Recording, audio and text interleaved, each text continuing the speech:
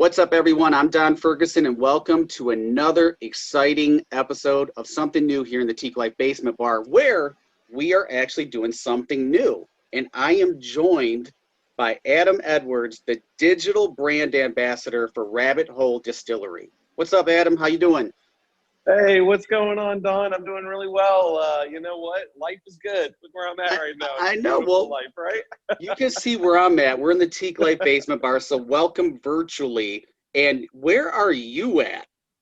I am on the third floor of our distillery. So this way for me is our cocktail bar overlook, but right behind me, the reason we call this overlook is because it overlooks the distillery. This is the atrium.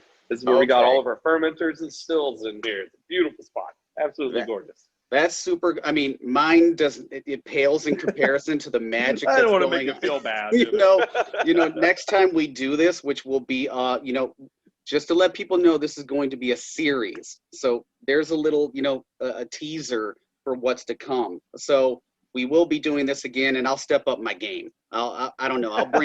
I'll have barrels behind me or something. I'll do it from a warehouse. Still? I'm gonna purposely just go out and buy a still. Excellent. Just for you. So you are the digital brand ambassador for Rabbit Hole Distillery, and I'm getting ahead of myself because I'm excited about what I'm going to taste. But with that, what does that exactly mean in this era where brand ambassadors are typically out in the field? What does your role entail right now? Man, I'll tell you, it's really cool. So I am the only digital brand ambassador that I know of. I'm trying to coin the phrase DBA. It's not really caught on yet, but we'll see. I don't know. I'm the only DBA. So there may be more coming soon because I think people are starting to see the value in this position. I started with Rabbit Hole about 2.5 years ago. So basically when the distillery opened to the public, I was hired on as a tour guide. And I fell in love with it. I am from Louisville, and bourbon is in my blood, so I have no problem talking about bourbon. Our founder and owner, Cave, I think he saw the value in what I had to offer. And once we got to the point where we needed somebody that was able to have a little bit of a technical expertise and also able to be a storyteller and talk about the brand, he said, I think Adam is that person. He and Michael Matomedy, our chief marketing officer, made me the offer, and I could not refuse that offer. I have always wanted to be an ambassador. I've always wanted to be an ambassador for a bourbon distillery, and this is just a beautiful way to do it. So you're doing everything online right now? Just about, yeah. I really, every once in a while I'll offer, people just like you to come into the distillery. We're closed to the public now, but I might be able to get 1 or 2 people in here, and we'll record from the distillery as well. But pretty much my entire job is on the digital platform, right? As you could probably tell, and your listeners and audience can probably tell, I'm very much a people person. I miss having people here with me. So this is a really good way for me to still connect with people. Well, this is exciting for me because I've never done any sort of an interview on the Teeqlife platform. So you are the very first person to join me virtually in my tasting bar. And I've had people want to, it was just something, but we clicked when we talked, and I am really in love with the whole story behind Rabbit Hole Distillery and the name going down the rabbit hole, all these different nuances. So for those that don't know the story of how the evolution of Rabbit Hole Distillery, in a nutshell, can you give them a little bit? Yeah, of course. Cave, our owner, Cave Zamanian, was a psychologist for 27 years. And he was living in Chicago. He met a girl from Louisville that turned him into a bourbon drinker. In fact, when they moved down here to Louisville, they got married, they bought a house together, they started a practice in Louisville, but he just fell in love with not just Heather, with Louisville, with the people, but the bourbon industry and the history of bourbon. And in fact, Heather looked at him one day and she said, if you really want to open a bourbon distillery, this obsession of yours is probably going to lead the family down the rabbit hole, and then there's no going back. And she was absolutely right. There really is no going back. Once you taste this, there is no going back, right? Absolutely. So this is another first, and you've seen me just pour. So to let everybody know, we're going to be trying Cavehill tonight on this tasting episode. So I do have my Rabbit Hole Glencairn, and I'm going to do some swishes. I'm looking at the color. It's a beautiful light copper. it's like a brand new bronze medal. That's the way that I look at it, man. And like I have my lights up, so it really gets the tears just kind of trickling down because this is a 95 proof. Absolutely. It's no joke. This one is going to cling to the side of the glass a little. That's what I like though. I like something a little bit strong with a lot of character. And what I was referring to is I've never tasted before the camera has started. So I did do a tasting of this to kind of know the notes, so that way we could talk a little bit more about it in depth.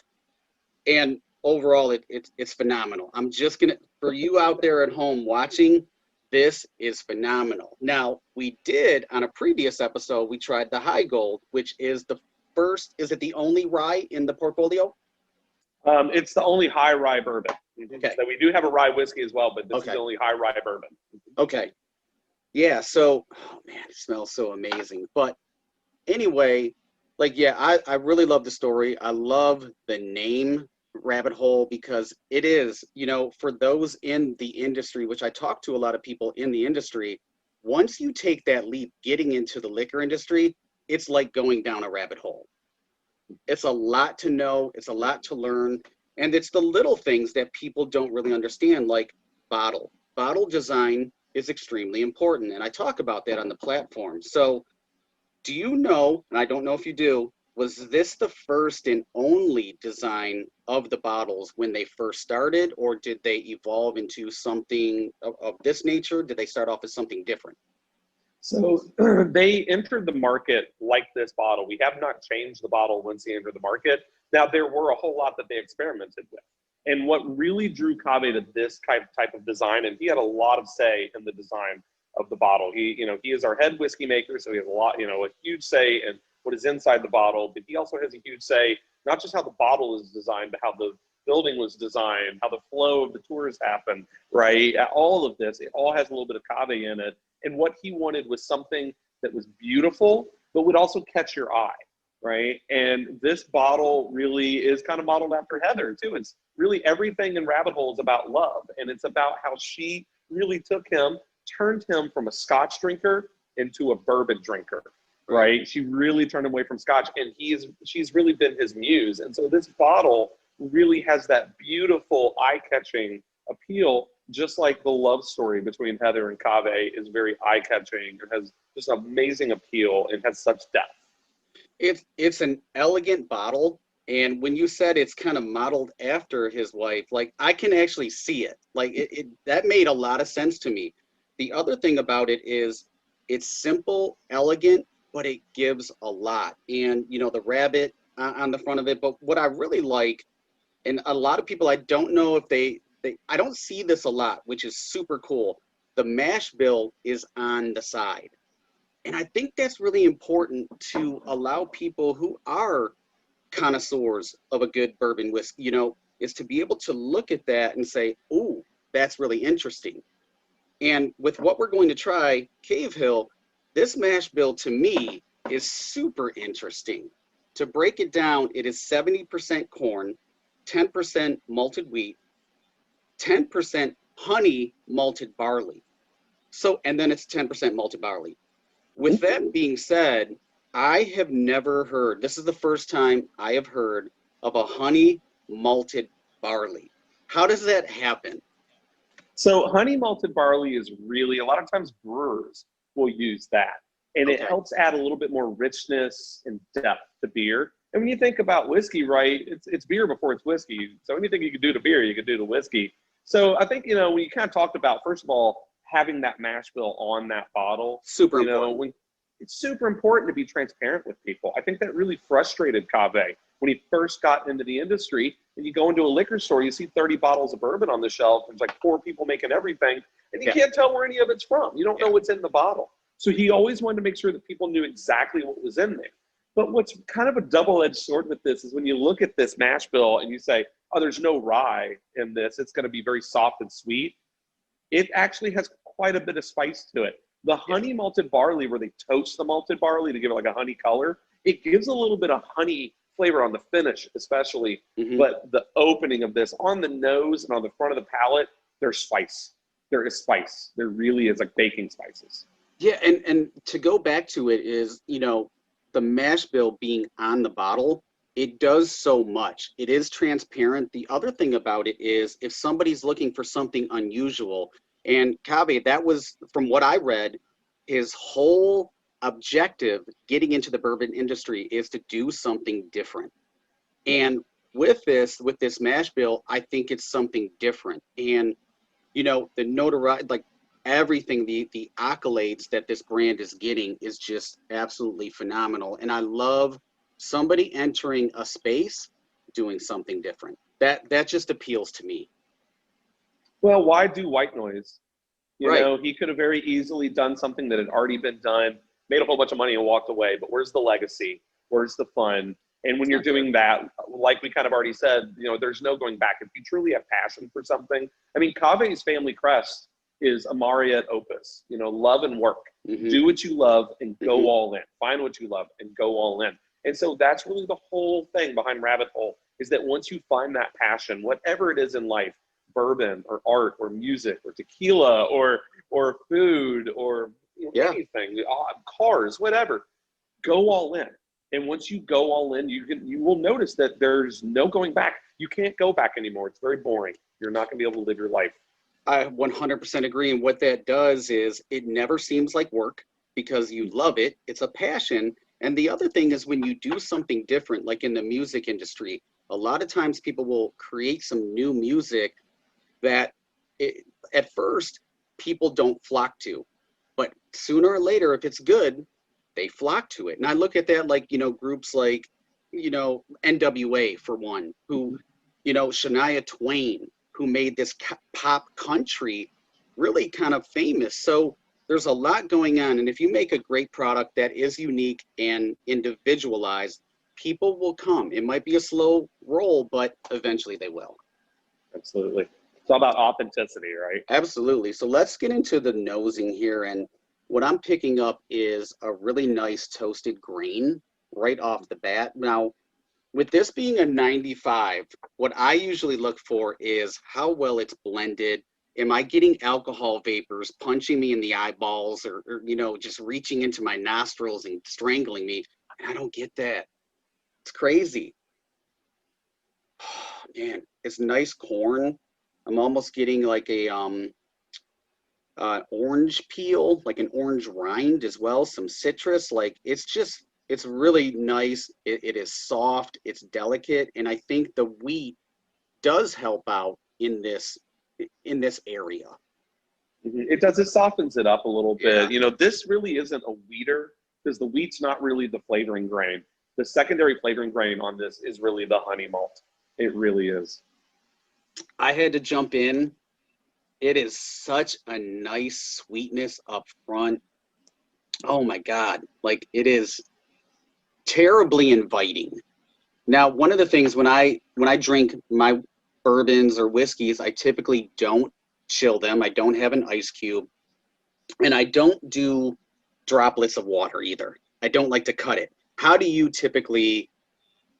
drink it personally, and then how do you recommend? Now, everybody is right however they want to drink it, but how do you recommend? So, you know, I think this being 95 proof speaks to the idea that, you know, we didn't want to make something that was 90 proof that couldn't go into cocktails, but we also didn't want to make something 100 proof that you couldn't enjoy neat. And so 95 is the best of both worlds. So you can do this neat. I personally like Cavehill, kind of like you. I like it neat. Yeah. But I will say, depending on the day, depending on what time of the morning it is, like whatever, right? It's sometimes there are some out there that I say, I think a little water on this. You know, we'll get to it soon enough, but our rye whiskey, I think that's great with like a drop of water because it actually makes it even more floral and more spicy. No, that makes sense. But this one neat, I think, is great neat. Oh my God, I think it's fantastic neat. The citrus that is really jumping out on me, I'm like old fashioned all day long. Yeah. With a high proof bourbon, and you have that toasted grain, a little bit of light smoke, and then citrus, an amazing old fashioned. And the problem with that is it is smooth. To me, there is a little bit of heat, but it's relatively smooth for a 95. So I really like that. But it's just, it can be very dangerous because you can throw back some old fashions like nobody's business, and then the next thing you know, you're 4 deep in an hour, you know, and there's some danger going on. It's its own rabbit hole right there. Yeah, It really is. You know, get a designated driver if that's what you're going to do, people. Please be responsible. But the char level on the barrels, is it a high char? Is it a medium? Is it a light? Like, what is the char level? so you were kind of talking about the mash bill being on the label. I'm not sure if you noticed, but our cooperage is also on the label. We shout our cooperage out, and that's Kelvin cooperage. You're right. And the You're great thing very about right. Kelvin, so all the barrels except for Derringer, the sherry cask, everything is a level 3 char. But here's Okay. what's really cool. Yeah, you got the Derringer. That's I a level do. 4 char. Okay. But the level 3 char's not just charred, they toast our barrels first.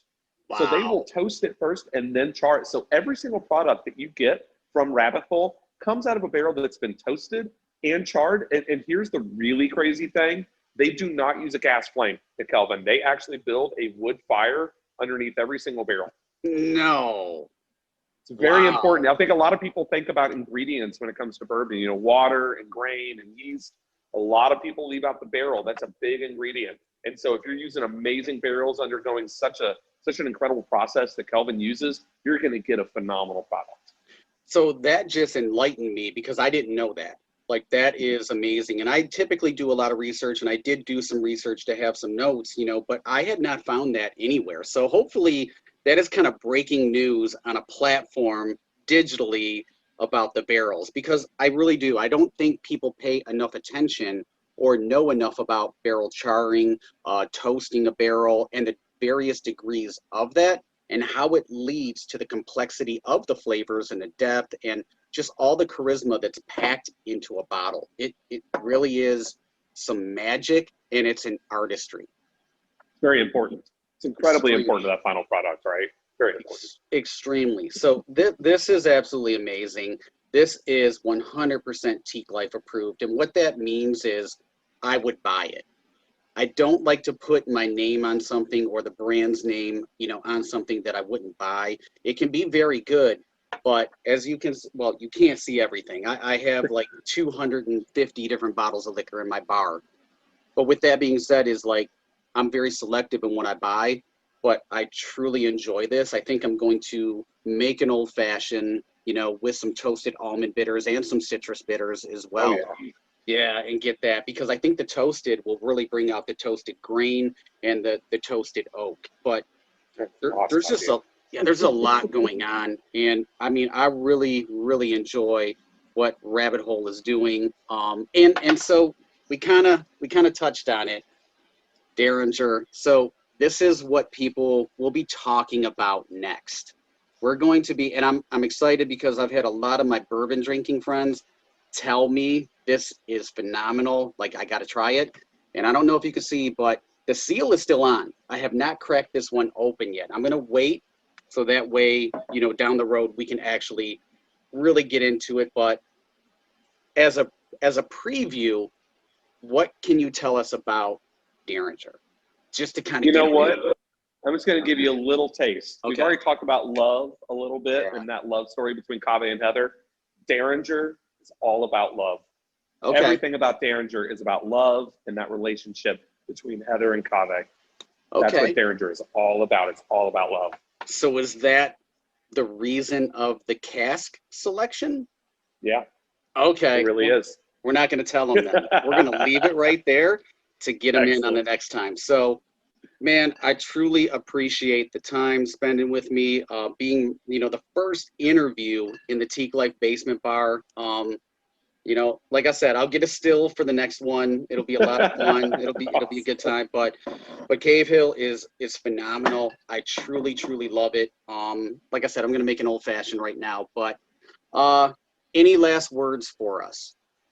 You know what? I'm just going to repeat what I said earlier. Amari at Opus. You know, find what you love, go all in, and just know that once you do that, there's no going back. There's really no going back. I couldn't have said it better myself.